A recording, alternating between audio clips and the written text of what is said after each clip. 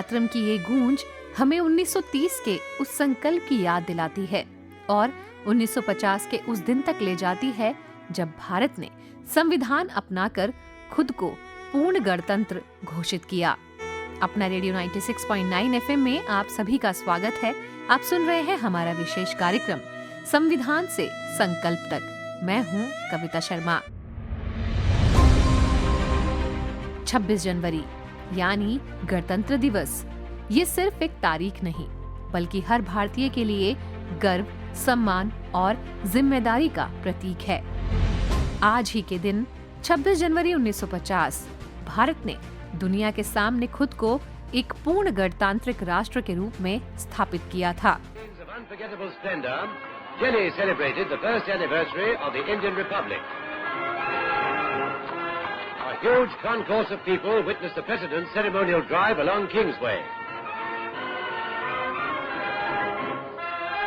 The parade by the armed forces, at which Dr. Rajendra Prasad took the salute, was watched by a large and distinguished gathering. गणतंत्र दिवस हमारा राष्ट्रीय पर्व है और ये प्रत्येक भारतीय के लिए काफी अहम है, जिसे हम उत्साह के साथ मनाते हैं।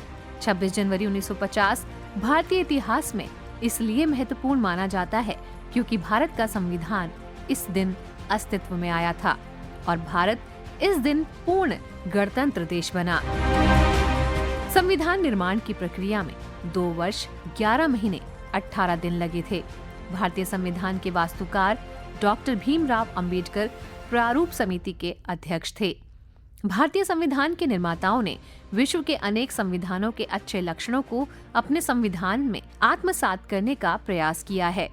इस दिन भारत एक संपूर्ण गणतांत्रिक देश बन गया था।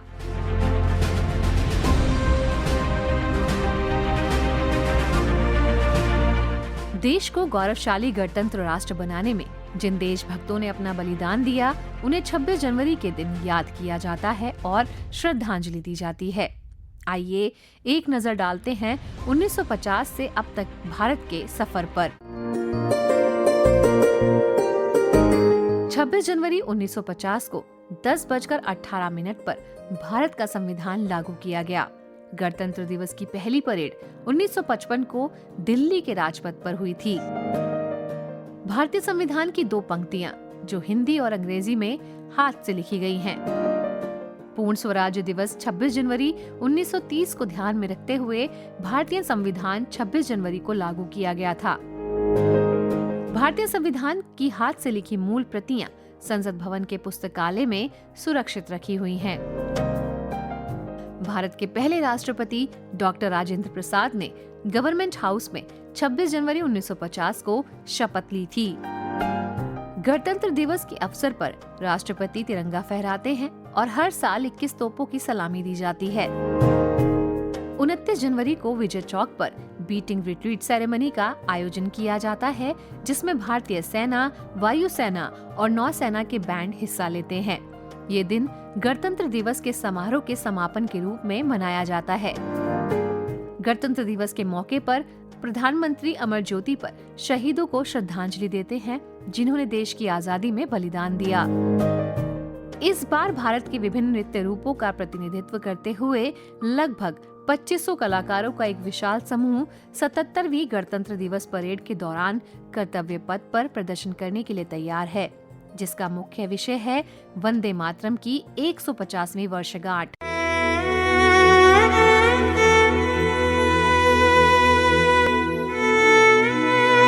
प्रदर्शन का व्यापक विषय स्वतंत्रता का मंत्र वंदे मातरम और समृद्धि का मंत्र विकसित भारत होगा।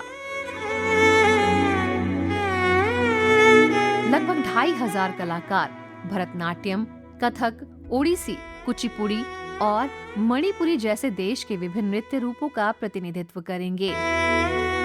विषय वस्तु के अनुरूप कर्तव्य पथ के किनारे बने आवरणों में राष्ट्रगीत के आरंभिक छंदों को दर्शाने वाले पुराने चित्र प्रदर्शित किए जाएंगे और इसके रचयिता बंकिम चंद्र चटर्जी को श्रद्धांजलि देने के लिए मुख्य मंच पर पुष्पों से बनी कलाकृतियां होंगी।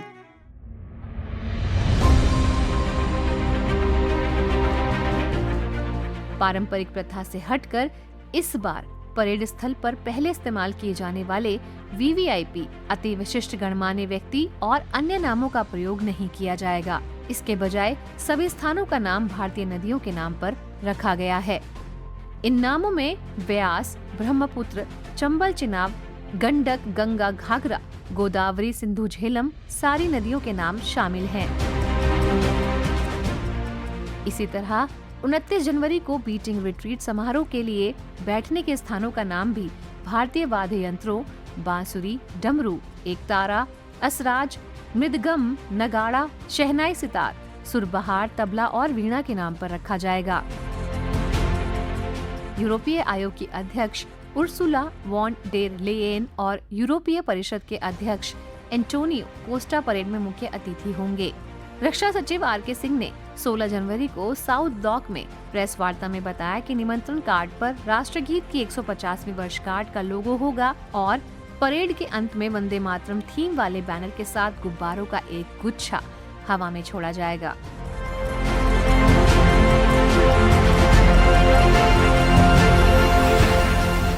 दोस्तों, भारत को आजादी मिले कई वर्ष बीत चुके हैं, लेकिन आजादी मिलने से लेकर संविधान के गठन तक एक लंबी और रोचक कहानी है। भारत का 26 जनवरी से एक ऐतिहासिक रिश्ता भी है।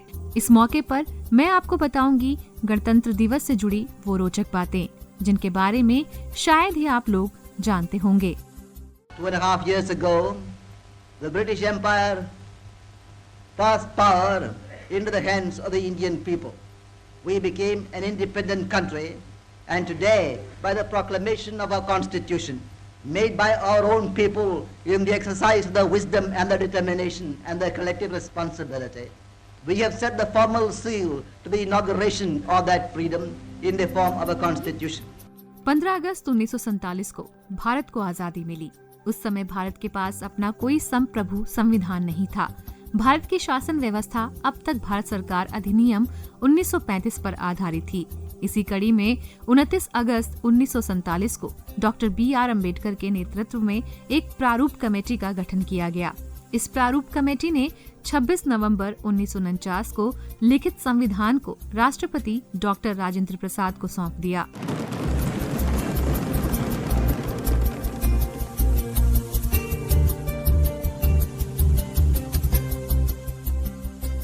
छब्बीस जनवरी 1950 को हमारे देश का संविधान अस्तित्व में आया था और इस संविधान के अनुसार भारत पूरी तरह लोकतांत्रिक, संप्रभु और गणतंत्र घोषित किया गया। गणतंत्र दिवस के ही दिन भारत के हर नागरिक को अपनी पहचान मिली। ये दिन हर हिंदुस्तानी के लिए आन बान और शान का दिन होता है। इसी दिन को हम गणतंत्र दिवस के रूप में मनाते हैं। 395 अनुच्छेदों और 8 अनुसूचियों के साथ भारतीय संविधान इस दुनिया का सबसे बड़ा हस्तलिखित संविधान है। 26 जनवरी 1929 को भारतीय राष्ट्रीय कांग्रेस ने लाहौर अधिवेशन के दौरान भारतीय स्वराज्य की घोषणा की थी।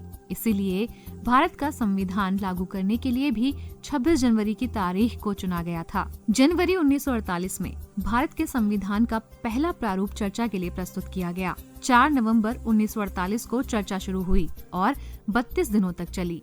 इस दौरान 7,635 संशोधन प्रस्तावित किए गए, जिनमें से 2,473 पर विस्तार से चर्चा हुई। संविधान को अंतिम रूप देने में 2 साल 11 महीने और 18 दिनों का समय लगा था। संविधान को बनाने के लिए डॉक्टर BR अम्बेडकर की अध्यक्षता में एक मसौदा समिति नियुक्त की गई थी। मसौदा समिति का अंतिम सत्र 26 नवंबर 1949 को समाप्त हुआ और सभी की सहमति से संविधान को अपनाया गया। 26 जनवरी 1950 को इसे देश में लागू किया गया।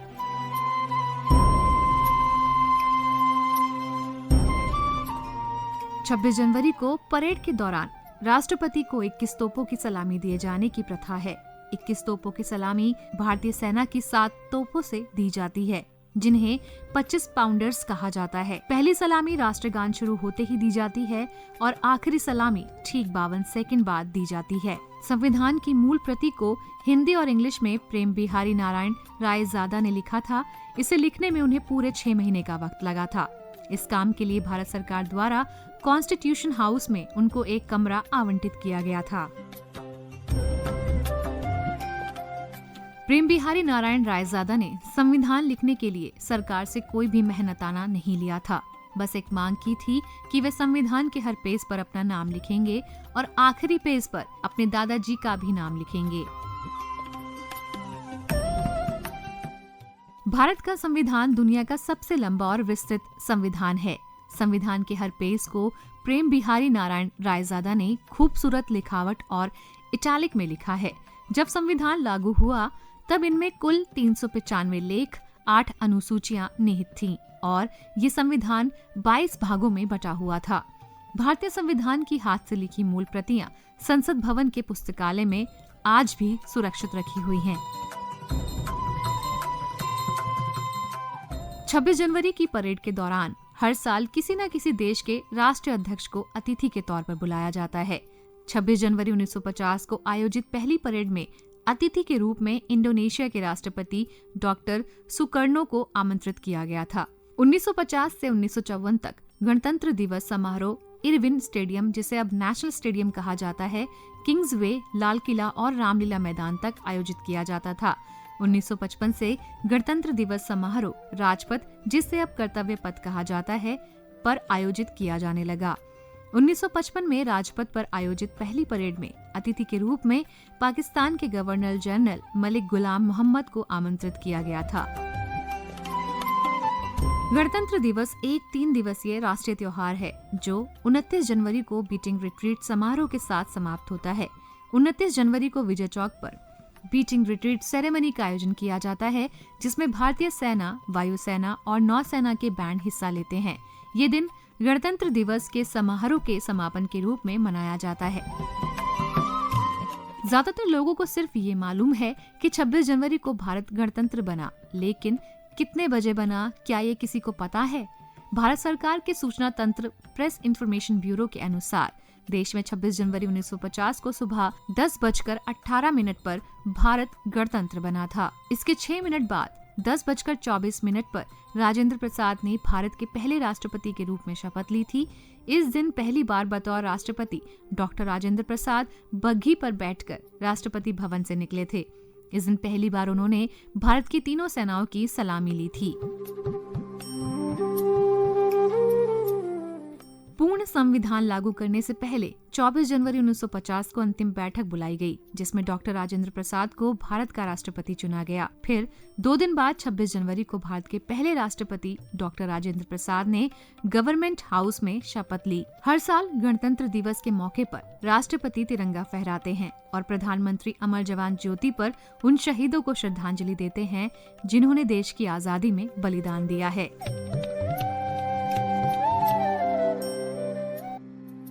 दोस्तों, इस साल की परेड में एक और खास बात आपको देखने को मिलेगी। वो है इस साल हमारे आने वाले विदेशी मेहमान। जी हाँ, 26 जनवरी को गणतंत्र दिवस के मुख्य अतिथि के तौर पर इंडोनेशिया के राष्ट्रपति प्रबोवो सुबियांटो भारत में रहेंगे। 1950 में सुकर्णो इस यात्रा में शामिल होने वाले पहले इंडोनेशियाई राष्ट्रपति थे, जो कि एक ऐतिहासिक क्षण था। 1950 में जब राष्ट्रपति सुकर्णो मुख्य अतिथि थे, तब ये पहली बार था जब कोई इंडोनेशियाई राष्ट्रपति भारत के गणतंत्र दिवस की परेड में शामिल हुआ था। तब से लेकर अब तक कई इंडोनेशियाई राष्ट्रपतियों को भारत के गणतंत्र दिवस परेड में मुख्य अतिथि के रूप में शामिल होने का निमंत्रण मिल चुका है।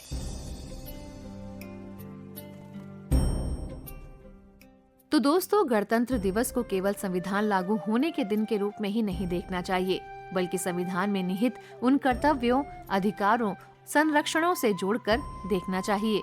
ये बस एक तारीख नहीं है, देश की आत्मनिर्भरता, स्वतंत्रता और लोकतंत्र के प्रति हमारी प्रतिबद्धता का प्रतीक है। देश की विविधता को एक सूत्र में बांधने का आधार है। भारत का संविधान दुनिया का सबसे बड़ा लिखित संविधान है। इसने देश के हर नागरिक को समानता, स्वतंत्रता और न्याय का अधिकार दिया है। हमारा देश अपनी विविधता के लिए जाना जाता है। यहाँ सैकड़ों भाषाएं और बोलियां बोली जाती हैं। कुछ 100 किलोमीटर पर संस्कृतियां, परंपराएं बदल जाती हैं, लेकिन वो संविधान ही है जो हमें जाति, धर्म, लिंग या भाषा के आधार पर किसी के साथ भेदभाव न करने की सीख देता है। इस साल हम अपना 76वां गणतंत्र दिवस समारोह मना रहे हैं और ये बात तो हम सबको पता है कि आजादी के 75 साल बाद भी देश में कितनी बड़ी चुनौतियां हैं जिससे लड़ना अभी बाकी है। हमें ये भी याद रखना चाहिए कि हर समस्या का समाधान हमारे हाथ में है, तो मिलकर कोशिश करिए, सब मुमकिन है। रिपब्लिक डे को नेशनल हॉलिडे होता है, यानी छुट्टी का दिन, तो इस दिन को एंजॉय तो करिए, लेकिन सिर्फ इसे एक छुट्टी के दिन से थोड़ा आगे बढ़कर भी सोचिए। हर एक नागरिक अपने छोटे छोटे कर्तव्यों का पालन करे तो देश तरक्की कर सकता है। और अब वो दिन दूर नहीं जब भारत और भी ताकतवर देश बनकर उभरेगा। तो दोस्तों, 26 जनवरी सिर्फ एक पर्व नहीं, ये खुद से किया गया एक वादा है। संविधान ने हमें अधिकार दिए, अब संकल्प हमारा है उन्हें ईमानदारी से निभाने का, अपने देश को और अधिक सशक्त बनाने का।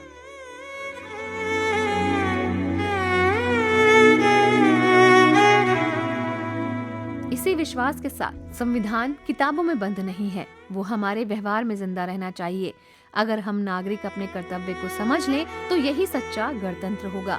इसी संकल्प के साथ आप सभी को 77वें गणतंत्र दिवस की बहुत बहुत शुभकामनाएं।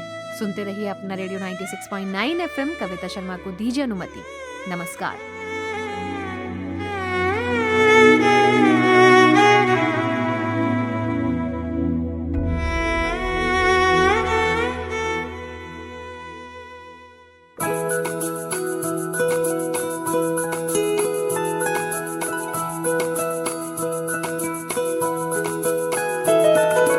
मेरी ख्वाहिशें, मेरे अरमान, मेरा बस यही सपना, जिंदगी में हर कोई समझे हम सफर मुझे अपना, अपना, बस अपना।